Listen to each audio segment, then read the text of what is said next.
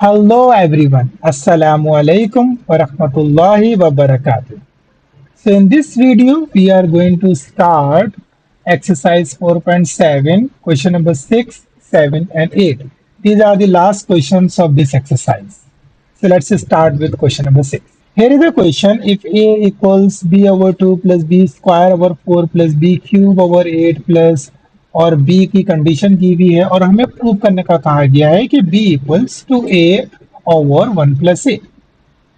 अच्छा, अब हमें एक सीरीज दी गई है जो कि B over 2 plus B square over 4 plus B cube over 8 और हमें इसके जरिए प्रूव करना है। तो डेफिनेटली ये एक ज्योमेट्रिक सीरीज है, इसे देखने से भी अंदाजा हो रहा है। B over 2 B square over 4 and so on.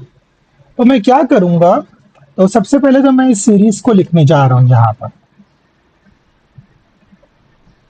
अब उसके बाद ये एक इनफाइनाइट सीरीज है डेफिनेटली, तो मैं यहाँ पर एक सम ऑफ इनफाइनाइट सीरीज का फॉर्मूला अप्लाई करूंगा और उसके जरिए मैं इसको प्रूव करने की कोशिश करूंगा। My r is b over 2 and my a is b over 2, दोनों सेम है। नॉर्मली इनफाइनाइट सीरीज में ना फर्स्ट टर्म और कॉमन रेशियो सेम होता है अक्सर।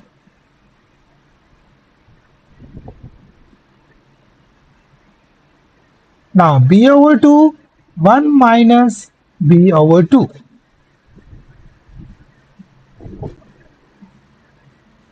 तो मैं b over 2 लिखूंगा और 1 माइनस बी ओवर 2 को मैं सॉल्व करूंगा और उसको मैं रेसिप्रोकल करके लिखूंगा 2 ओवर 2 माइनस बी। तो 2 2 कैंसिल होगा और मेरा जो आंसर आ रहा है वो b ओवर 2 माइनस बी आ रहा है। अब आपको ये पता है ऊपर हमें ये जो सीरीज हमें दी गई थी it is actually equal to a. तो एस इंफिनिटी की जगह मैं ए लिखूंगा यहाँ पर। मैं आपको दिखाता हूँ कि हमें यस हमें वहां पर ए कहा गया था, तो मैं वहां पे ये देखें ए, इफ ए इक्वल्स, तो मैंने सम ऑफ दी सीरीज इंफिनिटी की जगह ए लिखा है। अब मैं इसको थोड़ा अरेंज कर रहा हूँ, तो 2 माइनस बी ब्रैकेट में और ए होगा यस। नाउ मुझे प्रूव करना है, मुझे उसको बी के इक्वल करना है, तो मैं यहाँ पर इस ब्रैकेट को मल्टीप्लाई कर लेता हूँ।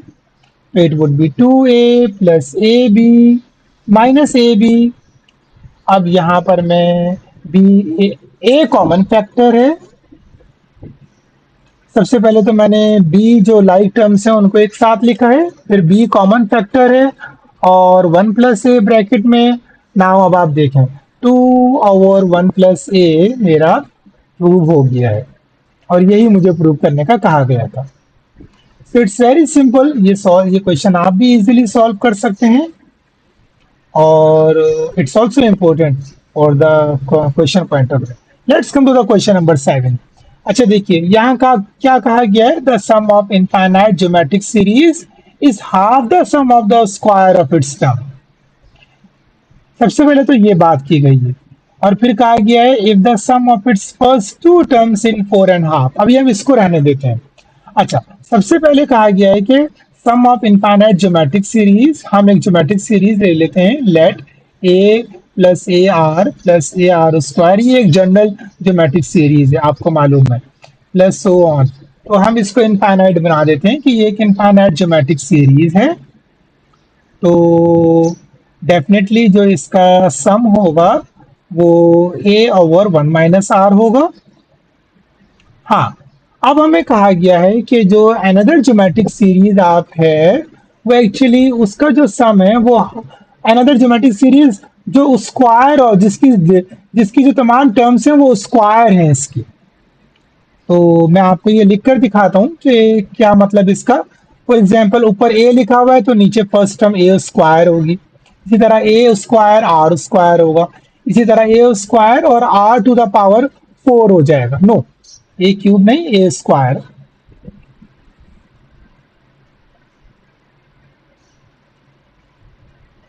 ए स्क्वायर और आर टू द पावर 4, इसी तरह a square r to the power 6 and so on. अब ये इसका जो सम ऑफ द स्क्वायर है इट्स बेसिकली ये हाफ होगा, half of the original one, वो जो फर्स्ट वन है।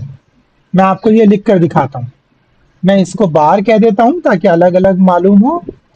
तो हमें जो इसमें बात कही गई है वो मैं यहाँ पर आपको लिख कर दिखाता हूँ ताकि आपको ये चीज़ इस चीज़ का अंदाज़ा हो जाए कि हमारे पास जो सबसे पहला जो सम ऑफ सीरीज है उसका वो basically half the sum of the square of its terms.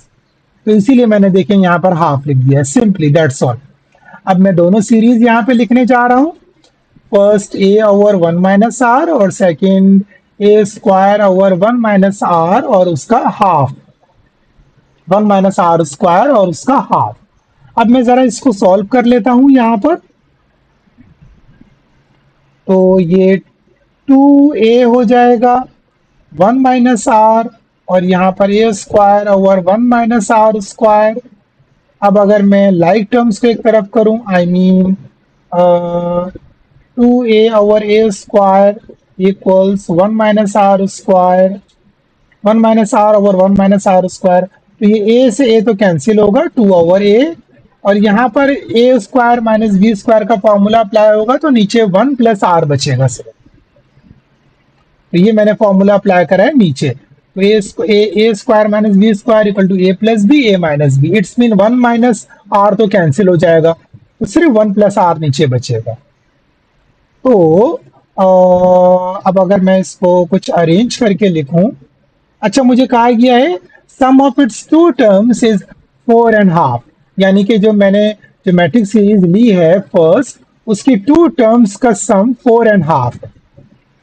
इसको मैं अरेंज करके लिख लेता हूं, टू टू नहीं, यस ए इक्वल अगर लिखूंगा तो two then in bracket one plus are.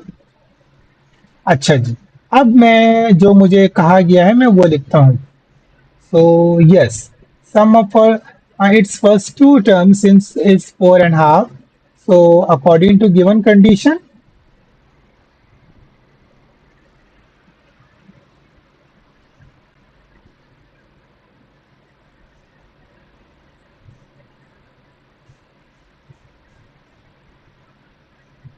according to given condition, a plus ar equals four and a half. तो मैं यहाँ पर एक्चुअली ए की वैल्यूज पुट करूंगा, ए की वैल्यू नहीं, जो मेरे पास ऊपर ए की इक्वेशन आई है तो वो मैं यहाँ पुट करूंगा और मैं कोशिश करूंगा कि मैं किसी तरह यहाँ पर ए और आर की वैल्यूज निकालूं। तो मैंने ए वन प्लस आर, अब देखिए ऊपर वन प्लस आर लिखा हुआ है और वन प्लस आर को अगर मैं अरेंज करूं तो वो ए ओवर टू के बराबर है, यानी कि मैं यहाँ पर ए ओवर टू लिख सकता हूँ इक्वल्स नाइन ओवर टू। तो ए स्क्वायर आ गया मेरे पास और टू से टू कैंसिल हो जाएगा, तो ए स्क्वायर इक्वल्स नाइन और square root on both side, so it would be simply a equals plus minus three. तो मेरे पास यहाँ पर जो फर्स्ट टर्म है ए, एक्चुअली उसकी दो वैल्यूज आई हैं, एक पॉजिटिव है और एक नेगेटिव है। तो इफ ए इक्वल्स थ्री तो मेरे पास आर क्या होगा, तो मैं वही पुट करूंगा जो मेरे पास a equals to one plus r, यहाँ पर मैं पुट करूंगा ए थ्री और मैं आर मालूम करूंगा, ए ओवर टू लिखूंगा क्योंकि टू वहां पे मैं शिफ्ट कर देता हूँ। सो माई आर इज नहीं, वन सब्ट्रैक्ट होगा तो three over two minus one लिखना है मुझे यहाँ पर।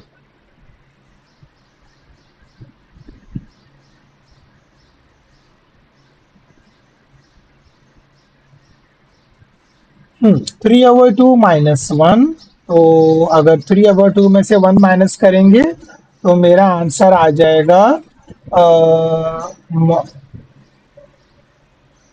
Half, yes, but it would B, या it would B positive.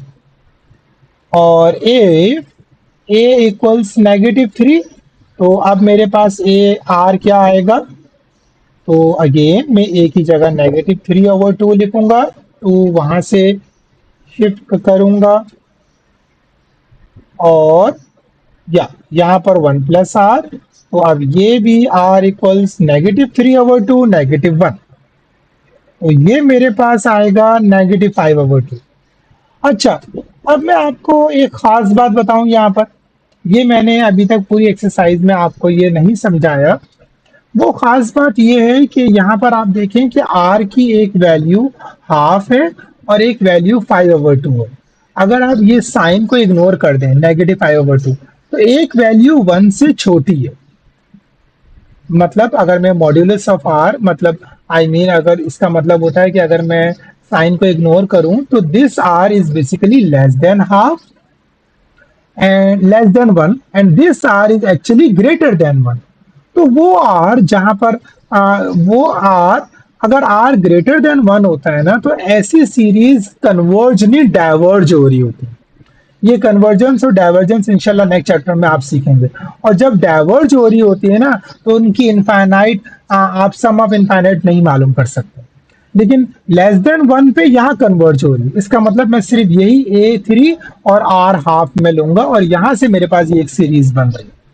A3, फिर सेकंड AR है तो मैंने 3/2 लिखा, थर्ड AR स्क्वायर है 3/4 लिखा हुआ है, and so on. So this is about question number 7. Now this is the last question of this exercise और ये मेरा बहुत फेवरेट क्वेश्चन है। Joining the midpoints of sides of an equilateral triangle। अगर आपके पास एक इक्विलेटरल ट्राइंगल है, मैं उसको बनाने जा रहा हूं यहां पर। ओके, तो ये एक मैं इक्विलेटरल ट्राइंगल बना रहा हूं। Equilateral triangle mean all sides are equal.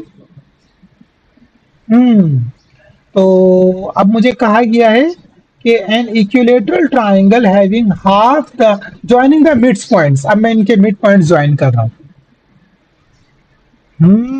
तो ये देखिए एक और ट्राइंगल बन गया इसके अंदर। और हमें क्या कहा गया है नेक्स्ट, कि joining the mid points of the sides of N equilateral triangle,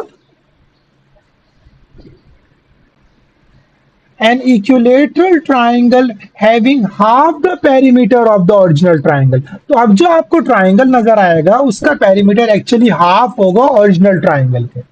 और अगर आप ये सीक्वेंस करते रहेंगे, we form a sequence of nested equilateral triangle.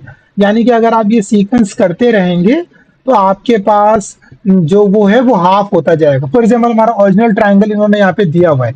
We form a sequence of nested triangle in this manner with the original triangle having a perimeter 5/2। अगर हमारा original triangle का perimeter 5/2 है, तो जो नेक्स्ट ट्राइंगल बन गया है वो एक्चुअली हाफ है इसका, उसका पेरीमीटर। ये 5/2 क्या है, ये पेरीमीटर है। तो जो नेक्स्ट ट्राइंगल है उसका पेरीमीटर हाफ होगा इसका। यानी कि अगर मैं यहाँ पे नेक्स्ट ट्राइंगल लिखूं तो इट इज बेसिकली हाफ और 5/2 लिखूंगा मैं। ये जो पेरीमीटर है ये इस ट्राइंगल का है, ये जो मैंने ऑरेंज कलर में लिखा हुआ है। और अगेन अगर मैं इसके अंदर एक और इसके दोबारा इसके मैं मिड पॉइंट्स लूं और इसके अंदर एक और ट्राइंगल बनाऊं, तो इस ट्राइंगल का पेरीमीटर, ये जो इससे पीछे ट्राइंगल है ऑरेंज कलर का, इससे हाफ होगा।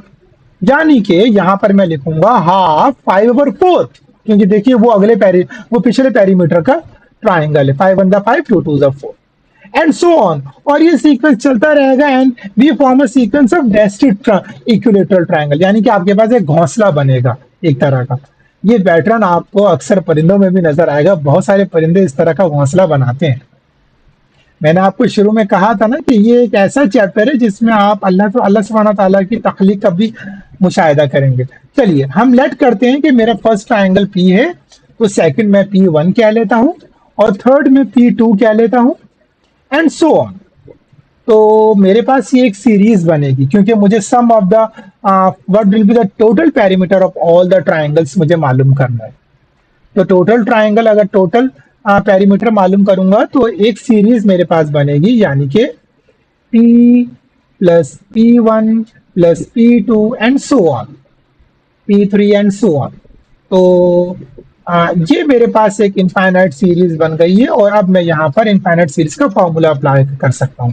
P हाफ 5/2 है, P1 5/4 है, P3 5/8 है, इसी तरह P8 जो होगा वो 5/16 होगा, एंड सो ऑन। तो अब हम ऐसा कर लेते हैं कि यहाँ पर जो A है वो 5/2 है और R भी 5/2 होगा। ठीक है, अक्सर इनफाइनाइट सीरीज का जो ए और आर होता है वो सेम होता है। ओह सॉरी, यहाँ पर आर हाफ है। I am sorry for this. तो मैं यहाँ पे फॉर्मूला अप्लाई करने जा रहा हूँ। A 5/2 1 minus half. 1 minus half is definitely equal to half. तो 5/2 मल्टीप्लाई बाय 2, क्योंकि ये हाफ जब ऊपर जाएगा तो वो मल्टीप्लाई हो जाएगा। And my some is 5।